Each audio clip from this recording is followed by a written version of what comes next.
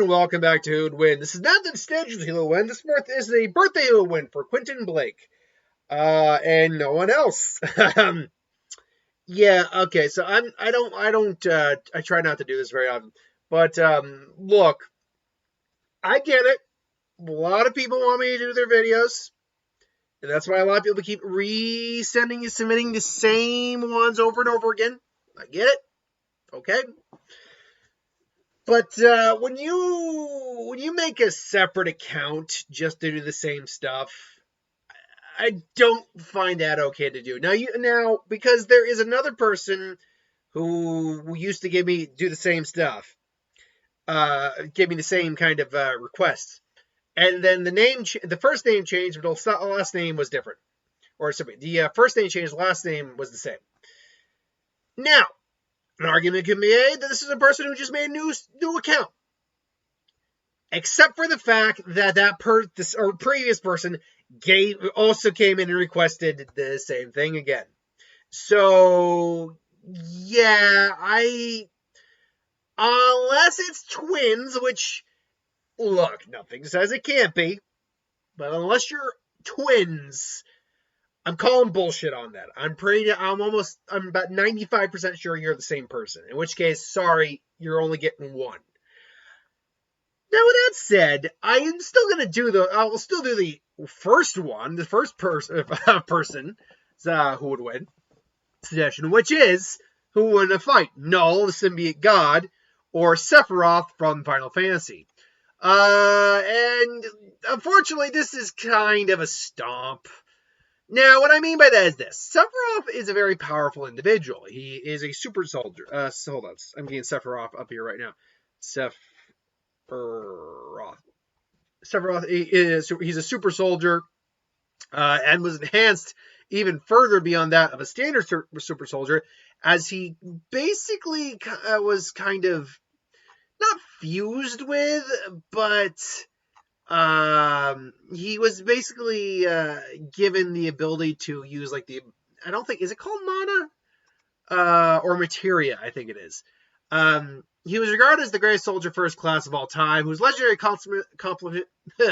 accomplishments in the field of battle inspired many to join soldier. His greatest strength is in swordsmanship and his inhuman physical prowess, stemming from his success as a byproduct of the Genova Project. That was what it was, the Genova Project. His powers having inspired Shinra to create soldier in the first place. Hailed as the strongest swordsman, he's the only one capable of effectively wielding Masuma, which is the giant, an Odachi that is longer than he is tall. And he is a tall dude, which he uses effortlessly with a single hand. Ambidextrous, able to shift from his left to his right hand with no loss of efficiency. He can slash faster than the human eye, and with enough force to cut through steel and concrete, he's capable of capabilities to outmatch virtually every other opponent he encounters in terms of both power and skills. He can empower his Masamune to cast powerful blades and energy waves, and even release omnidirectional bursts by slamming the ground with his sword.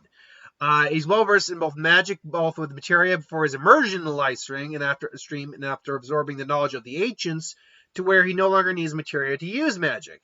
His signature spell, Heartless Angels, is to summon angels to sap enemies of their strength.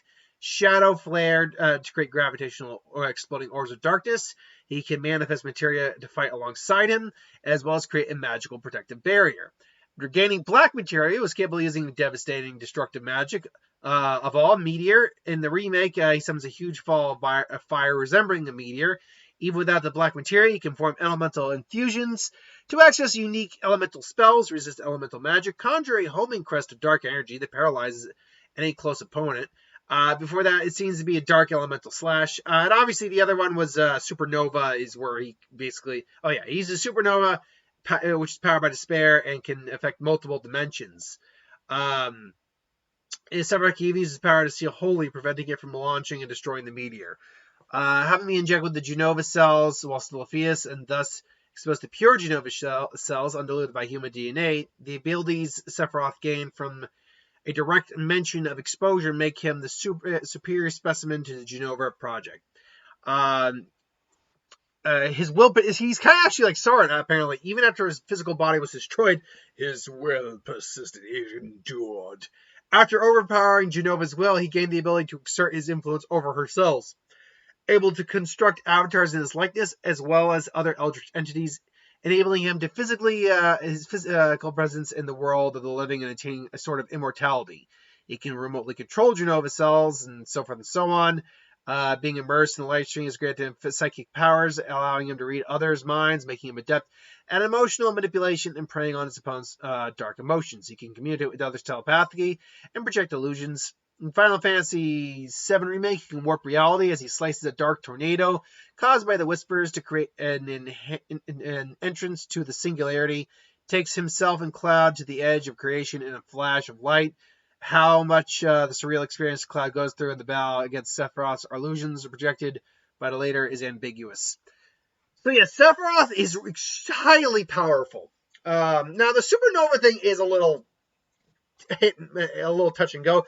How it's usually depicted is it sends someone to an alternate like dimension, whereas the form you see of Sephiroth in there is more like an illusion he's casting.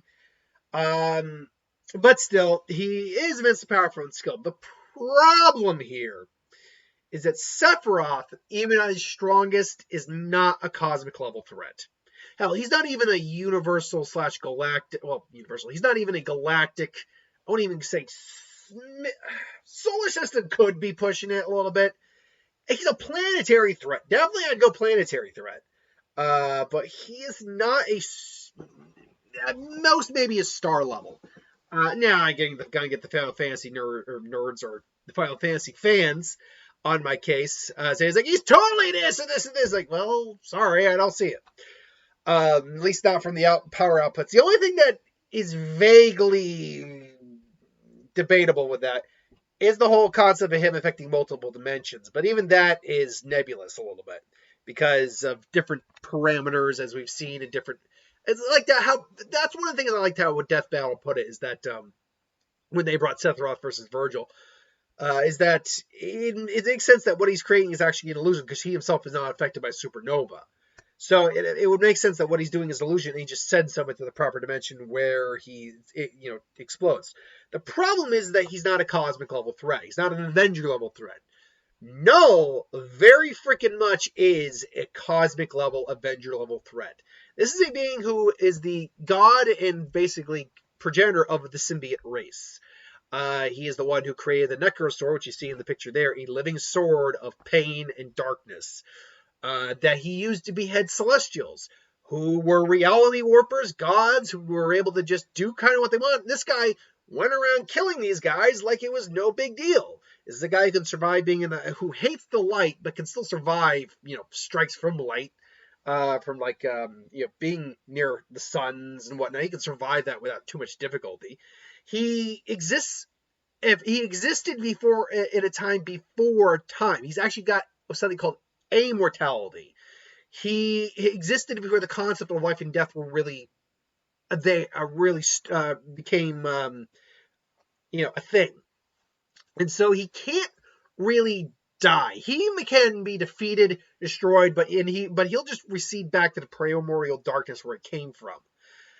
He's capable of manipulating darkness, encasing an entire planet in darkness, shutting out all the light, manipulating symbiotes. This is a guy who is well and truly. This is a guy who fucked over the Sentry. If you don't know how powerful the Sentry is one of, because there are technically multiple ripoffs in Marvel of Superman, but he's one of the Superman ripoffs who was capable of going toe-to-toe, raising Asgard, completely going up, completely like smacking around the X-Men, Avengers, Asgard, S.H.I.E.L.D., and and that much, and so forth. Went toe-to-toe with Worldbreaker Hulk, who was, could clap universes. And this guy ripped this guy apart. He ripped him a new one. Literally. So this, unfortunately, now I'm not saying Sephiroth is completely out of options with Knull. He can produce he can do techniques that produce light, which Knull would hate and could damage Knull. But Knull is just a level of power that is not really in the Final Fantasy world from what I do know of Final Fantasy. So if Knull came to Earth, Sephiroth, he's laughing at this guy. Knull's just kind of like, It's like, whatever. It's like, yeah, it's like, don't ignore me. And, comes in with a sword, and Knull just blocks it with, like, either a tendril or his own. So it's like, I don't have time for you, little bug. And just slices him in half, only for him to, like, reforce it. Interesting. So, how interesting. And then, they clash for a little bit. Knull's probably going to be toying with him until Sephiroth actually brings out a couple attacks that, like, do cause discomfort or pain. I'm like, yeah, I've had enough. So this plan is not worth my time. And so he just takes, the Necroblade, which can turn into a giant planet-sized blade. But it just cleaves the planet straight in two if he wants, or encases the planet in complete darkness, or he decides to, just raise the entire planet. Hell, push it into a star, whatever. In theory, he could do it. Knull is just a being that is on a much greater scale of power overall than someone like Sephiroth is. Sephiroth would be a lot more comparable to a Magneto-type character. Someone who, yes, Magneto has held back Big Bangs and stuff like that before, or at least miniature Big Bangs, but someone who is definitely a planetary-level threat, no doubt about it, who has a lot of abilities, who's really hard to put down, but is not someone that, if Thanos came, you'd be like, okay, send this guy at him. We got this. No. Whereas Knull is honestly, that's one we haven't seen yet, a fight with Knull and Thanos. That would be interesting. But yeah, Knull and Thanos going at it. Knull's someone who could actually maybe beat Thanos in a fight. And Thanos, vice versa, could possibly beat Knull in a fight. They are extremely powerful individuals. But I digress. So that is the Knull versus Sephiroth.